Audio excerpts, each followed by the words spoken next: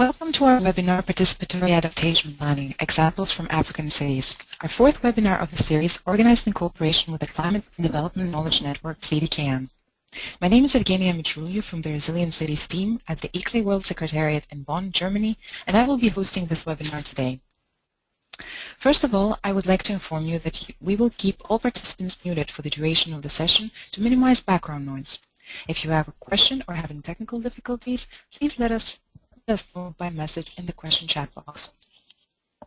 For those of you who don't know about us, ICLE Local Governments for Sustainability is an international membership organization for local governments around the world with over 1,000 members in 84 countries. We promote local action for global sustainability and support cities from our global, regional, and country offices with targeted programs and events. Every year, ICLE convenes the annual Global Forum on Urban Resilience and Adaptation to Climate Change, widely known as the Resilient Cities Congress. This year, the Resilient Cities Congress will take place during the UNFCCC Climate Change.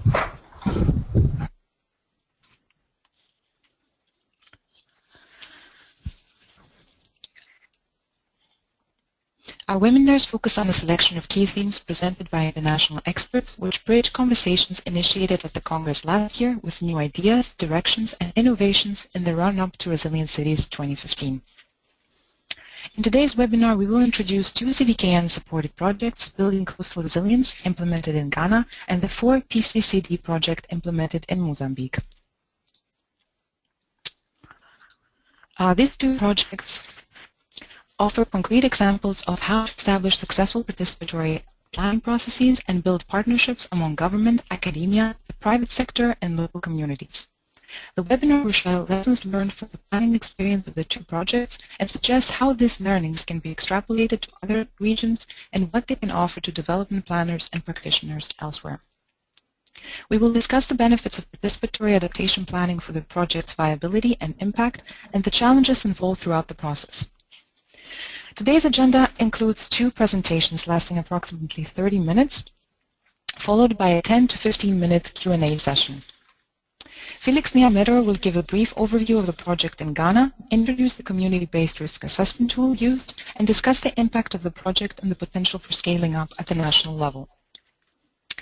Dr. Vanessa Castan-Broto will then share key outcomes from the 4 PCCD project in Mozambique and explain how a participatory planning tool and the establishment of a climate planning committee facilitated the multi-stakeholder collaboration process. You can type in your questions during the presentations and we will read them out at the end of the session. When typing in your questions, please indicate which speaker you're addressing your question to and, if you like, the name of the organization. As previously mentioned, please also type in any questions related to technical issues so we can help you sort them out. So allow me to introduce you our first presenter, Felix Niamero, who is the Community Resilience Building Facilitator for the Ada community in Ghana, as well as a program technician for the Chicago State University's Teaching and Learning Materials program. Felix has over 7 years of experience working with communities, focusing on education, community development, and building resilience towards climate change.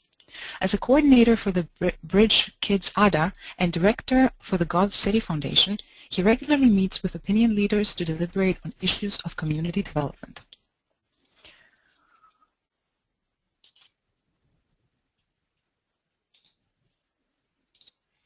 So, today Felix will share his experience with the Building Coastal Resilience project in Ghana, present the role of the Regional Institute for Population Studies in facilitating the multi-stakeholder planning process, and share insights on the effectiveness of the Crystal tool for community risk screening. Felix will discuss the enabling conditions for successful community engagement and conclude with remarks on the project's impact and future steps. Felix, when you're ready, please go ahead. Yes, I'm presenting on the CDKN project Building Climate Change Resilience in Ghana, specifically building climate resilient communities. This project actually was done in a city called Adamfo and that of Jamestown in Accra. And this project, we look at an urban city and a midway city based on the population differences. So I present the data on Adamfo. Adamfo is a community with a population over 200,000 within 136 persons per square kilometer. It is one of the communities that has economic advantages for people. So people are densely populated around. The CDKN project that we did was we tried to bring all these communities together to look at all these communities within this area together to look at how the difficulties, the risks that climate change poses to them in terms of coastal erosion. Felix, may I interrupt you? Sorry, Felix, may I interrupt you? You can maximize your screen so we have a better view. Okay. Thank you. Okay, thank you. Okay, then is it better now? The little icon down on where you see on the screen that says 36%, you can maximize it. Yeah, exactly. Can you see it now? Yes, that's perfect. Thank you. Sorry for. Yes, so the project look at how all these communities come together and what's the risk that climate change poses to them. So some of the risks that climate change poses includes losses in farming and dwindling fish catches. So as a project leader and the project team, we brought all these community leaders together and we speak in a language that the community people can understand. So we brought people from all walks, fisher folks, fishmongers, traders, teachers, students, all the categories, using a gender parity that will make everybody inclusive. So here is a work discussion throughout the communities, trying to understand how they feel, what the risk level to them. And we try to look at some of the risk areas within each community. And we try, after all these discussions on the field, we brought them together to sit down and discuss the problems that they have seen and how all of us can come together to work it. Mind you, this team is made up of people who work in national. This man here whose back faces the camera works with the UN policy on UNFCCC in Ghana, and this is another wildlife official. So, and these are agents from the National Development Commission. So this have helped. So from the community walkways and trying to understand the problems, we brought everybody together, experts, technical experts, lecturers, policymakers, politicians, and the community people.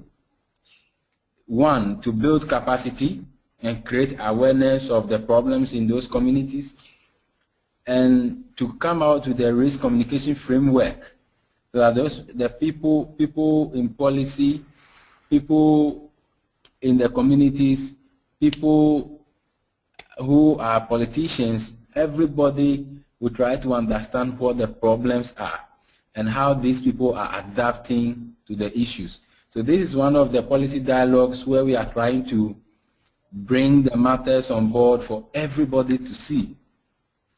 So, and we realize that walking through the communities and discussing with the people in the language that they understand, we realize that the people themselves have a good knowledge about adaptation, and they are able to link adaptation positively to the risks in the various communities.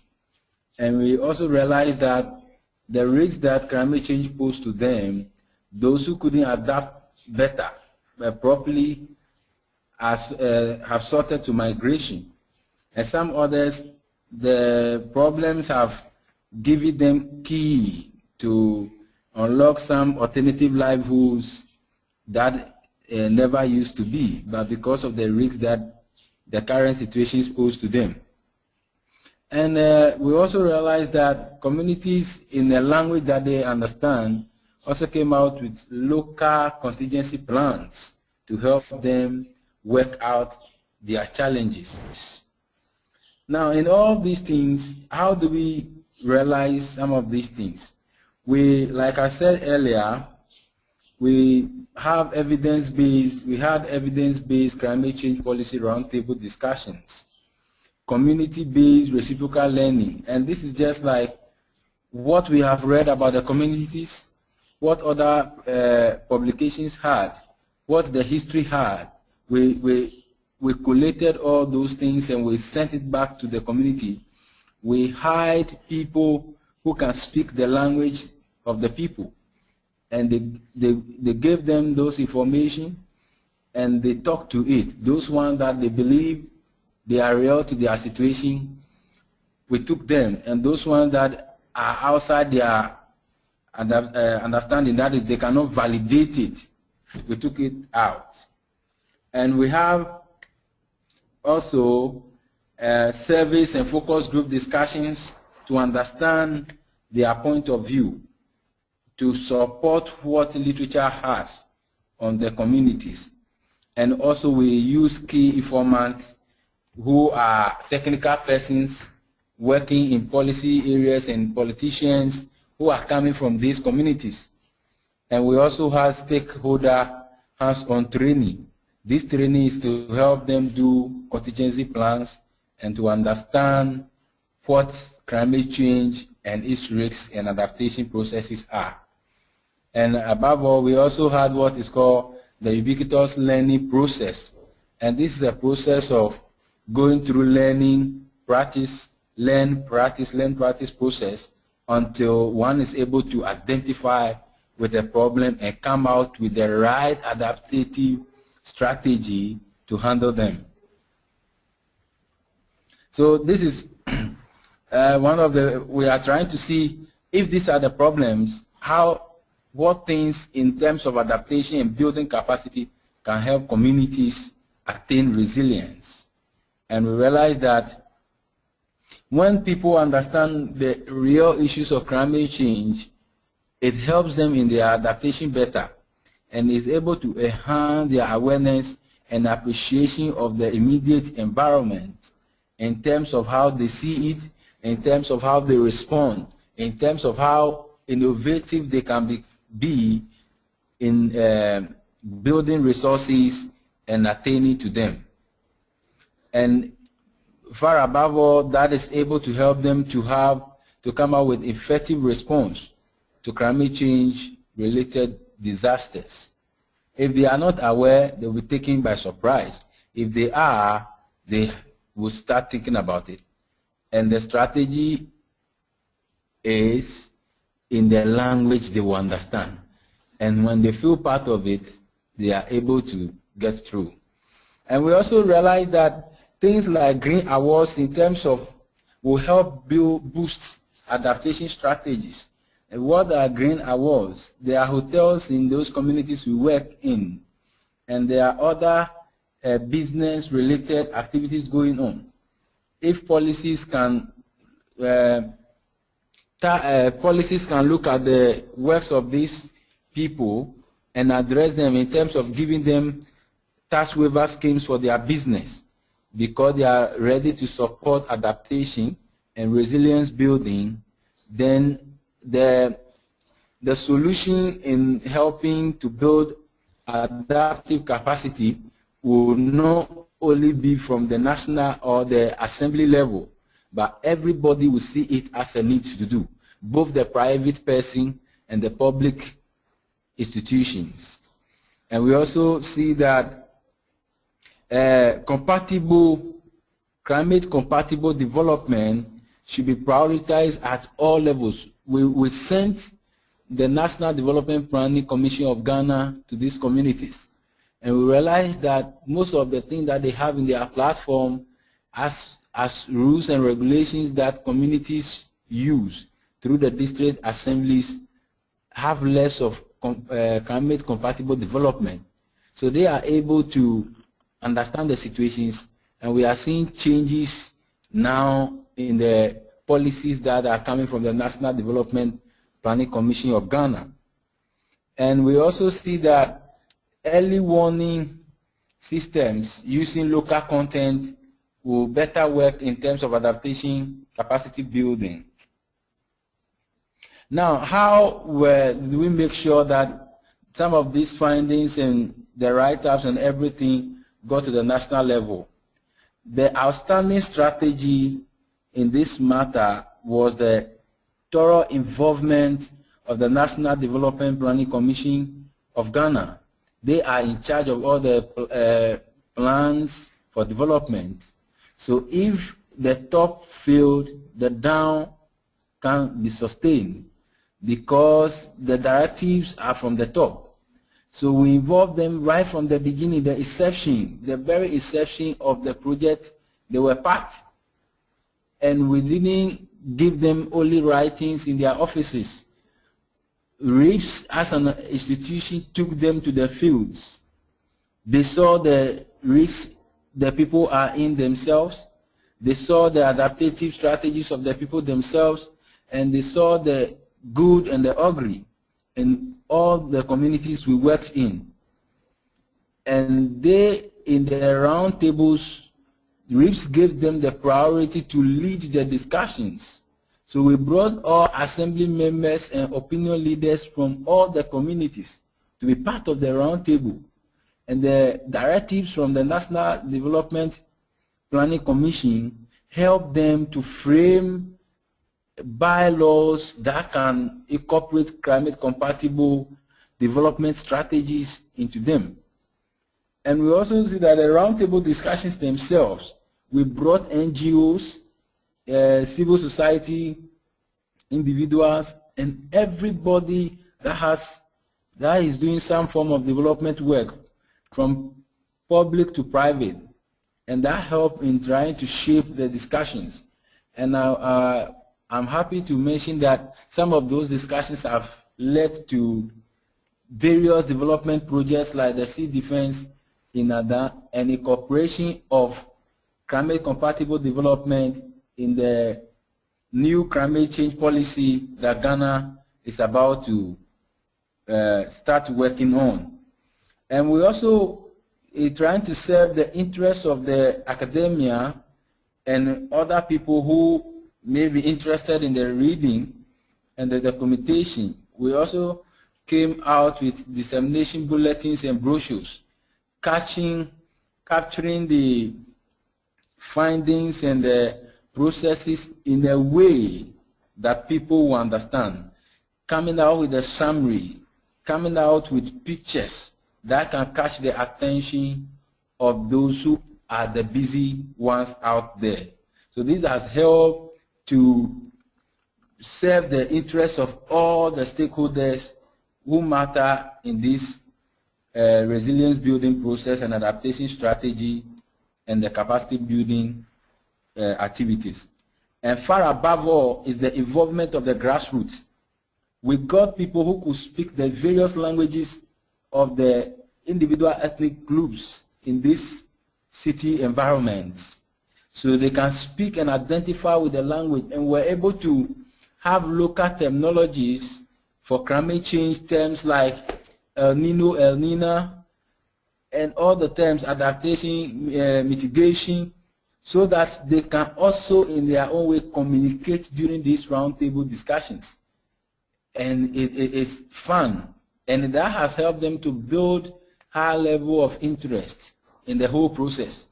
Unlike if we're speaking English, we're becoming very formal. And I must say that the directors of the project have become so informal in the round table discussions so that people can use various languages, and we had interpreters who can bring the issues that they are talking about to others to understand.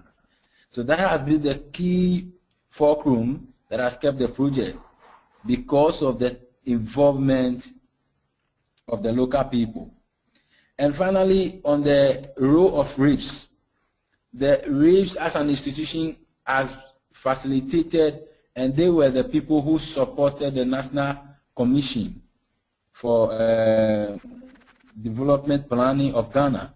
So we provided all the platform, invited them, and they gave in their support. So in the organization and the technical assistance, in writing the brochures and the dissemination processes, we need experts, we need people who have done it before, who have some experience. And RIBS as an institution has such individuals. And also one of the ways is that we made sure that the brochures and the dissemination materials are not only given to people who are sitting in their offices. Most of the technical experts are serving in the Forestry Commission, boards of Ghana, the Wildlife Commission, the Commission on Weather, and all those other various commissions are all there. So those who are serving on them, like my director and also the project director and the project coordinator, they all belong to various boards that formulate some form of policy to drive sectors of Ghana. So these bulletins and brochures are given so that they can also benefit from it. And one of the major roles RIBS has played is to go and identify, to go to the various communities, identify people who can speak the language of the people and people who can interpret them. So it makes the adaptation processes very important because they can identify, they can express themselves in their own languages, and there are people who can explain it to others who don't understand. So RIBS has monitored and recorded this communication to make sure that everybody is part of the process.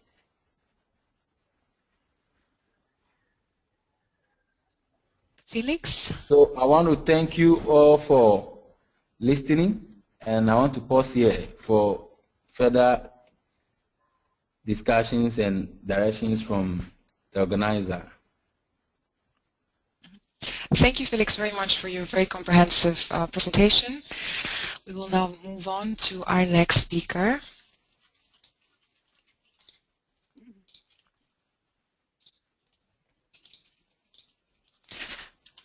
So, should I start already?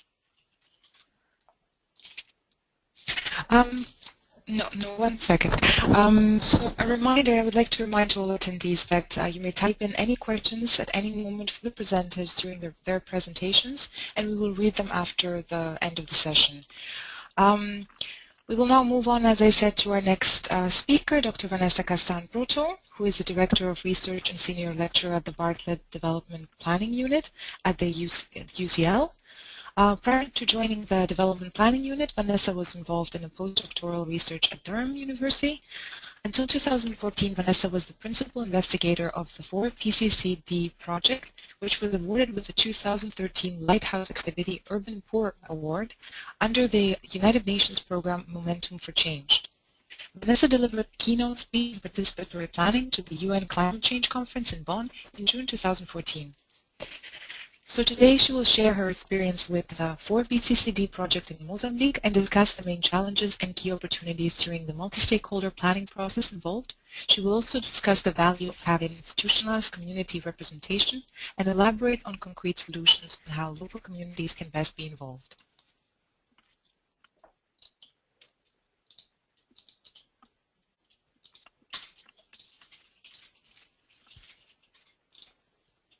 Share my screen.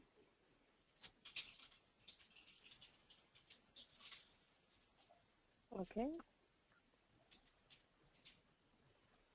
Everybody. Please go ahead. Please go ahead, Vanessa. Thank you. When you're ready. Okay. Welcome, everyone. Thank you for having me here this afternoon, and thank you after this wonderful presentation by Felix. And with both our presentations are very complementary because Felix is very concerned in bringing knowledge and information to people in a language that they can understand. I think that's crucial. But equally crucial is finding languages that also convince people who can make decisions, who can distribute budgets, and finding that language is also very important. And this is what more or less we did here at the DPU, the Development Planning Unit in University College London, which has celebrated this year its 60th anniversary. And of course, like in other fields, development planning is now being redefined by concerns about climate change.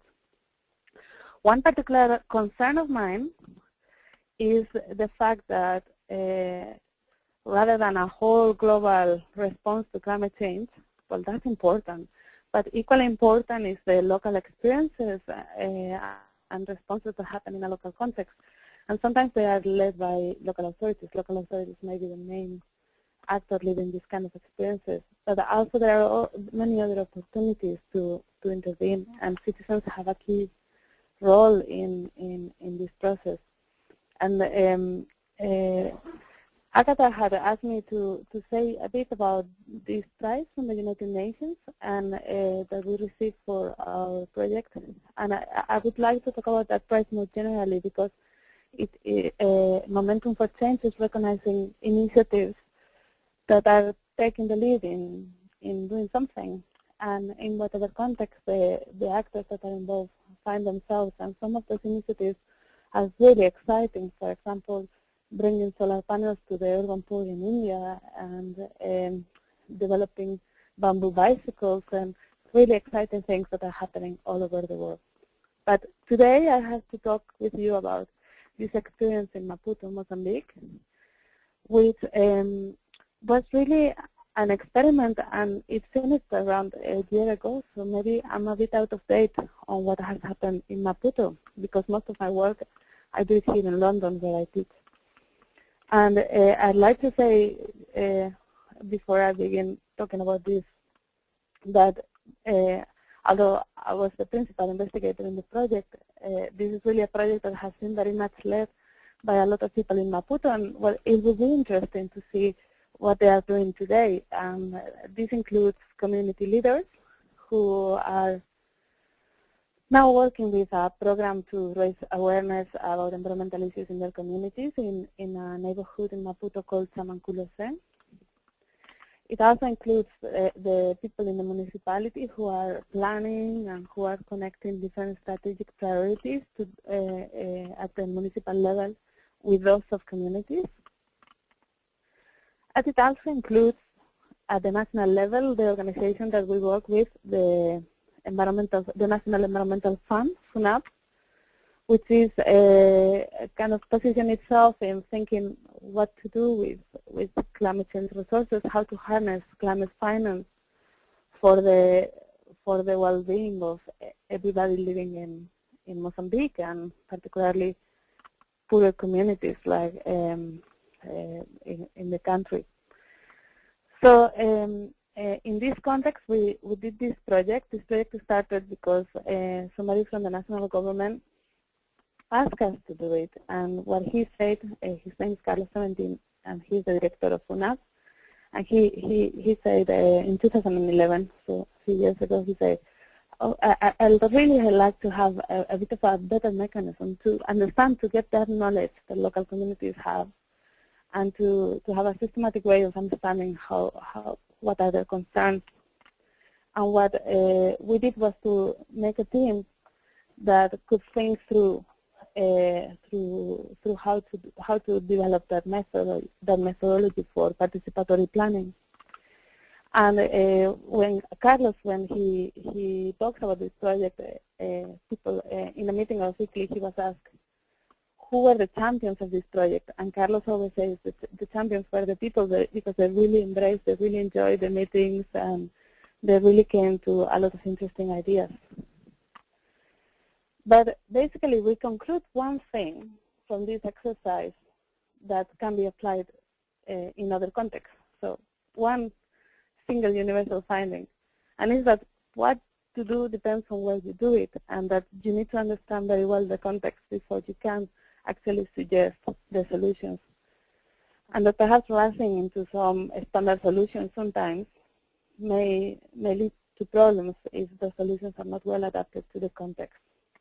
This photo that you see on your screen is just one of these households in the neighborhood of Chamanculo of the people who participated in the participatory planning exercise that we did. We came to participatory urban planning from what we call a rights-based approach. So not thinking about participatory planning as an information extracting mechanism about what is to be done, but rather as a framework for collective action to advance citizens' rights. So as a means to connect what you do in planning with what people need. And also, in the second point, I say as a mechanism to establish deliberative institutions in which multiple concerns can be heard and acted upon. This relates with this idea that I said that follows on from Felix's presentation, that there's a need to listen to bring knowledge and to develop knowledge that people understand, but there is also a need for institutional development, to develop institutions that can hear the people, the citizens with their everyday problems and their concerns on the ground. And then from this exercise we concluded that effective action for climate change adaptation is specific to the context of action, responds to the needs of communities and individuals, address the structural drivers of vulnerability, and leads to knowledge co-production. So the knowledge that comes is a knowledge that is understood by both policymakers and communities, and it's knowledge that comes from the combined experience in dealing together with a common problem. So this was very much the approach that we took. And what I want to raise, I'm going to give you a bit of detail of how we developed the process and the kind of methodology that we have proposed. But I want to focus really on the challenges that we found. And the reason is because we know these methodologies work. We know they serve not just to raise awareness among local population, but also to develop more effective means of community adaptation. But I think there are fundamental challenges that we have to address, and this is the thing I want to start thinking about for the future. So I think these key challenges, they really relate with three different aspects. The first one is this question of knowledge, and Felix has repeated this. Language that they can understand, knowledge that they can understand is such an important issue. It's not just because, and I'll speak about that later. The second thing is gaining institutional support for implementation. So for institutions and policymakers and local government authorities to understand what communities need, they also need to have the capacity in the institutional space to hear that. And finally, there is a big problem which Felix has also touched upon in terms of thinking. We can think about what to do in a particular context, but how does that move beyond the context in which it's happening? In terms of the question of knowledge, how to incorporate participatory knowledge in participatory urban planning, it is obvious that through participation, local citizens can express a lot of forms of knowledge which are directly relevant to the making of policy and to take decisions in a local context, particularly in terms of the consequences that they face, how climate change may be already affecting them, and second, in terms of how to act immediately and effectively. And for them to refine that knowledge in relation to the perceptions of the future and how the city is going to change with future climate change impacts, climate change information needs to be presented in relation to local experiences. But I think we still have a problem to understand what kind of climate change information is relevant to the local context. And that's partially because a lot of the climate change science has developed at a very global level. So sometimes downscaling scenarios is not that straightforward, particularly when you are talking at the level of communities and what they are doing. In terms of our exercise, we spent 9 months, I think, talking with 8 or 9 months talking with communities, and we did something very similar to what Felix did as well. which was starting with training local facilitators, training people in the society, in the communities that would start to facilitate the process, and then helping people to discuss in separated groups according to different. Oh, sorry, I got distracted by a question, but I think I'll answer the questions later. Apologies, it's not as common to do this kind of webinar, but it's really interesting. Anyway, let me just cut the story short. So the independent committees met separately, depending on their interests and depending on the different issues they face. And then we had a plenary that chose the representatives for a climate change planning committee. And then this committee, which was of 5 people, maybe sometimes supported by other people, compile information and develop the final proposals refine for not just what to do, but also how to do it.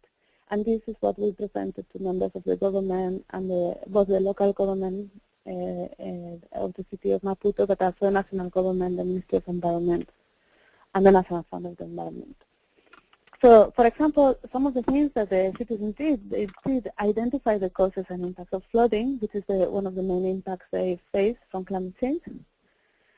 They collectively agreed that relocation is not feasible. It's not a feasible adaptation proposal, and this is a strong proposal from the authorities in Maputo. They did detailed proposals for community development. For example, they proposed to do a project for community mobilization. This is a project for community development that I mentioned at the beginning. They are doing this now because they require little resources for this, so they more or less could do it. They also did propose a project for separation and recycling of domestic waste, both because the waste is one of the main factors shaping their vulnerability to flooding, because the waste, as you can see in the photo on the top, the waste makes more difficult the drainage, so it has a big role on the flooding. And so they made the project with a lot of detail about how waste was going to be separated, and to the point of actually identifying an appropriate site for this project. So basically, the only thing they need now is a bit of funding to actually build that facility, so that people can bring their waste there, and then they can have a bit of waste control, which both will improve the resilience, but also would perhaps generate a bit of an income stream for the community, whatever small, because these waste streams have little value. And they also proposed a project for infrastructure renewables and drainage rehabilitation, which they are now negotiating with the National Fund for the Environment. So here is a bit of a slide that tries to explain what we try to do, and why I'm saying that we focus very much on presenting the local knowledge to big stakeholders. Because I think one of the key things of our experiment was, so the first, you see the 5 groups that discuss separately depending on their interests. For example, the interests of women that are the whole day on the neighborhood, perhaps selling things at the door of their house, are very different from those who work in the more developed parts of the city, and therefore spend little time in the neighborhood. And also maybe they have different interests depending on their families. So that's why we divide them in groups. That division was also defined by themselves in an initial collective discussion. And then each group was facilitated by a local facilitator. And then they feed up in a plenary in which they selected the climate planning committee. And it was this climate planning committee which wrote a local climate change action plan. And this action plan, you can download it on our website. It's like a short document, very kind of clear and very kind of has some detail. But actually, we thought that was a process whereby the knowledge was formalized in a way that could be presented to actors who were external to the community in a learning workshop. And also in independent meetings that were directed towards institutional development and partnership building. I said I was going to talk about challenges. So the second challenge we talked about was about institutional support. And there is a lot of support for participatory planning, for thinking about the concerns of the community. But there's still a perception, there's a conflict between long-term strategies and immediate needs. The thing that for climate change you have to plan in very long-term scales. I understand that we have to look at a long time frame for thinking about climate change, but also we have to realize that the vulnerability to climate change is shaped by things that we can do today. So I do think the proposals of the citizens were very much focused on building resilience today, and I think this is something that we have to understand.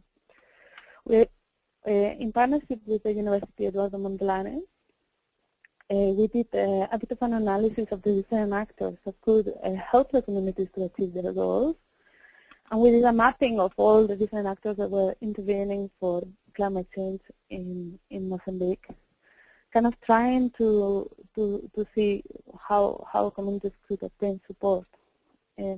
As you see, development is still a big concern that also drives climate-compatible interventions. And the NGO sector is the largest sector helping in terms of numbers of actors intervening. But we also found that the local government played a key role, and perhaps particularly in adaptation. The local government was very much attuned to the needs for adaptation. But we also found that there were certain perceptions that may be difficult. Yes, I'm going to wrap up my presentation. Yeah. So there were certain perceptions that may be difficult to understand what the needs of local people. There was a difficulty in transcending views that vulnerabilities are caused by the practices of people in informal settlements. So in a way, people living in informal settlements, the people that we work with, were still blamed for their own vulnerability. But most of that vulnerability responds to, not all that, responds to structural factors, from the lack of services to the precarity of their livelihoods. But there's a changing institutional context, which it responds to the complex challenge for local authorities and for other government actors to respond both simultaneously to global demands to act in relation to climate change, and also to the local demands of a city still in the making. And of course, in conclusion, we saw that institutions, they did see that need to listen to local populations, but perhaps were a bit too prescriptive on how that listening should happen. So that's why we think that from this project, yes, it is in the overall scheme of things relatively easy to make a participatory process at the community level. Communities respond quite well. At least they did respond quite well here. And they had immense knowledge and immense optimism and enthusiasm for the process. But it was more difficult to move forward with that planning into something that would really change their lives a lot, beyond what they can do themselves collectively. So I think there's a need to think further how to enable transformations, or as Felix was saying, how to perhaps enshrine these ideas in national policies, in planning practice. In terms of me as an academic, this raises important questions. One is about how to act at different scales, and just the thing that we cannot think easily from the local to the national scales, but we have to consider a multiple scalar spaces of intervention, and to think about how experiences travel. Both because experiences do not just travel from one local government to another. I mean, that of course that works very well, and ICLEI, for example, has shown how well that works. But at the same time, people learn in many particular ways, in what we would call also horizontal networks, at the very local level. And the other thing is this question about how experiments are really processes at work that require certain facilitation and require a bit of attention to make them work. So with this I will wrap up, but just with the conclusion that there's this need for knowledge co-production, both at all levels, at the community level, but also at the policymaking level and at the academic level. And the academics are the first ones that have to learn a lot on all this process. And thank you very much for listening. And I'll wait for your questions.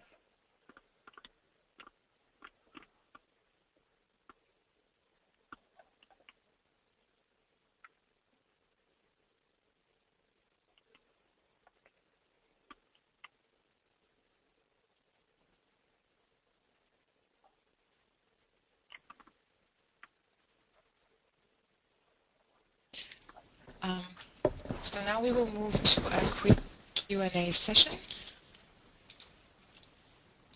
with the questions we have gathered so far. If you have further questions, please let us know, and please write to the chat box.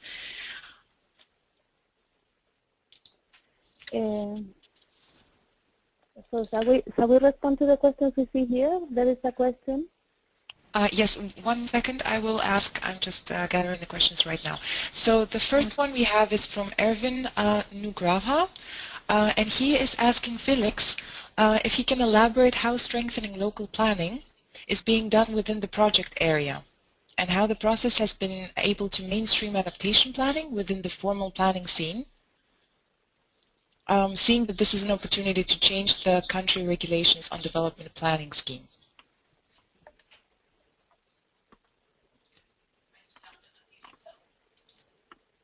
Felix, have you heard us?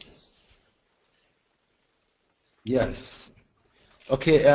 One of the things, like I said, that we did was to bring the district assembly members, and these district assembly members, they are able to pick out the bylaws from the National Development Planning Commission to enforce them in the local communities. So the idea, what we did was we brought them together, and they had one-on-one talk time with the officers from the National Development Planning Commission. And their understanding of climate-related disasters and the adaptive capacities that they have acquired as a result of being part of the process has helped them.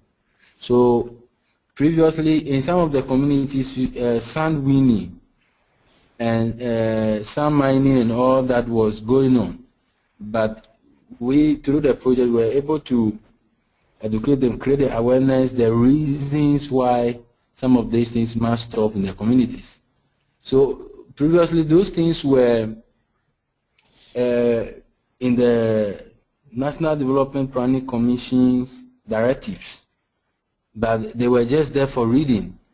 But once we brought them together and they became active participants of the process, and we were able to run scenarios, show them videos of what sand mining has done to other communities, they now picked them and started working on them in their various communities.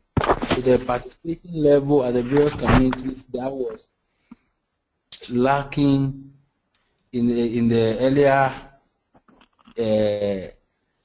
previously, the project participation that the community leaders had has enabled them to take those initiatives on their own without waiting for any other person to support them. Because we made them to understand that any challenge or any issue that comes, they are the first to suffer. And if there's any benefit that they can derive, they are the first to benefit. So the best solution to building adaptive capacity must start with them. So these are the energies that they have received and has moved them into action, unlike maybe reading directives, policy directives in a book with no action at all.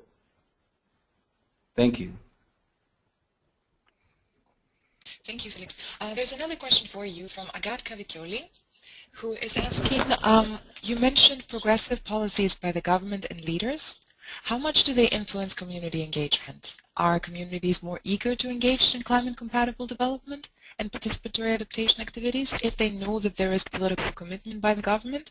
Or is their involvement independent from the government's position? Yes, it's a very good question, and thank you for that question. The issue is the reason why we brought policymakers at a higher level is that whether communities are actively involved in helping themselves to build some form of adaptive capacity or not, the fact is still that the hierarchy of the planning and policy process lies with the government officials. So if they don't understand the processes, then the more the priority on climate-compatible adaptation or development dies off. But if they understand the processes and they are able to tie them to their political campaigns, and so bringing the people together is trying to network those at the top and those down. And I could tell you that some of the people came to meet their MPs at some of those meetings, and they were able to establish some rapport with them, and the discussion moves on. So they may not show interest and they may not prioritize it based on maybe some one or the other political nature. But the more you create a platform, maybe those assemblymen couldn't have had the opportunity to talk to a National Development Commission chairperson or any other person who influences them from the top. By bringing them close to the round table, they are able to understand why the commission does what it's doing, why the politician doesn't come to their communities. And they are able to establish network, which will generate and has generated. We have typical examples from Adamfo where assembly members have met their MP and DCs on climate development projects, which are in the pipeline now. Thank you very much. Thank you. I think we have time for one more question. This time it is for Vanessa, and it is from Mr. Jan Wolf, who is asking, are there any plans for other neighborhoods in Mozambique to implement the same approach, the 4PCCD approach, basically? I wish. That's what we've tried, but we haven't been able to liberate funding yet. Mm-hmm. And in fact, what I like is that this happens with no involvement of me at all. And I think the interesting thing is that we have now, through this project, we build capacity not just at the community, but also in the university and also in SUNAP. And there's a fantastic team there that could bring this forward. But the problem is that there are too many competing priorities that people is facing in this setting. So it is difficult to for already overstretched people working in these institutions to foster further change. So we've tried to liberate more funding to continue and replicate this project. It'll be fairly easy to do, but so far we haven't been able to have the funding. Okay. I guess maybe we can have another small question. Felix Niamero actually is asking Vanessa if, since she mentioned a lack of institutional support for project implementation, what was the institutional approach mechanism used in the process? Yes, so I think in terms of institutional development, so basically what we thought is that when our central idea was the idea of partnership, and the idea that once we develop some form of collective knowledge and there's a concrete proposal of a project to do together, that partnership will develop by itself. And in some parts we can say that approach has worked, because now local communities in Chamanculo, in the neighborhood, are working directly with representatives from SUNAP to develop the waste management project that I mentioned before. But in other cases, the process of institutional development perhaps was just transformed into a means to claims, for example, to some claims to the local water company or to other organizations, which the citizens per se had the responsibility to intervene in the neighborhood. And then there has been also a process of establishing strengthening the community organizations that already existed. So, for example, after the project Amandala, which is a local environmental organization that is concerned with the environment and planning, got formally registered, and its members, apart from participating in our project, they also developed a bit of more capacity to do other projects. And as I say, we got funding for a small project of community mobilization, which they are managing now. So I think that the one thing is the mechanism, how we plan it, and another thing is how it works in practice. Well, thank you very much. As we have come to the end of our time, I would like to conclude our webinar and give a warm thank you to Felix and Vanessa for sharing their experiences and giving us food for thought with regards to participatory adaptation planning. And to all of you for attending and engaging with us in this very interesting discussion. We have been recording this webinar, and it will be made available on our Resilient Cities series website shortly, together with the presentations and CDKN resources for further reading. I would like to take this opportunity to invite you all to our next webinar on heat-related health risks brought about by extreme climate change events on Tuesday, February 3rd. Please visit our website for more information. Thank you all for joining us, and have a good and relaxing weekend. Yeah, thank you.